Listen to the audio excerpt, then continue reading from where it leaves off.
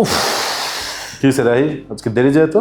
আরে আর বলিস না, উবারে গাড়ি দিয়ে আসতেছিলাম, মাঝখানে যে গ্যাসের পাম্পে দাঁড়াইছে তেল নিতে, ওখান থেকে বাইর হওয়ার পরে ইঞ্জিনে বুটবাট শব্দ, গাড়ি বন্ধ, পর অন্য গাড়ি নিয়ে আসতে হয়েছে।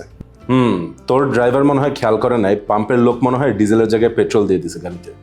ডিজেলের জায়গায় পেট্রোল, দুইটা কি একই জিনিস না? না, তুই গাড়ি চালানো তো দূরের কথা, মনে হয় গাড়ি দৌড়েও দেখিস না এই জীবনে। প্লিজ, আমি মাস্টারের ছেলে, গাড়ি বাড়ির প্রতি আমার কোনো মোহমায়া নাই। আসছে কমন নলেজ না থাকার যত এক্সকিউজ। থাম, এত যখন জানিস ডিজেল আর পেট্রোলের সবগুলো পার্থক্য বলবি এখনই আমাকে, আমি একটা একটা করে জিজ্ঞেস করবো, সবগুলো উত্তর দিবি। শুরু কর। ডিজেল আর পেট্রোল কোনটা কোথা থেকে আসে? দুটাই ক্রুড অয়েল থেকে আসে, কিন্তু তাদের কেমিক্যাল প্রপার্টি ভিন্ন ভিন্ন।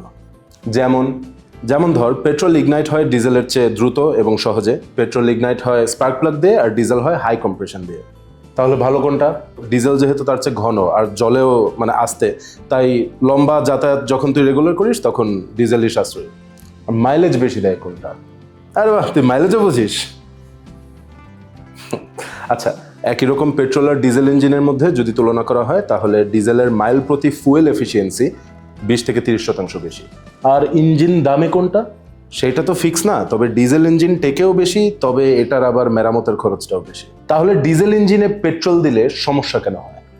কারণ ডিজেলের চেয়ে পেট্রোল কম ঘন, তাই মানে ইঞ্জিনের বিভিন্ন পার্টসের মধ্যে ঘর্ষণ বেশি হয়, ইঞ্জিনের ক্ষতি হয়ে যায়।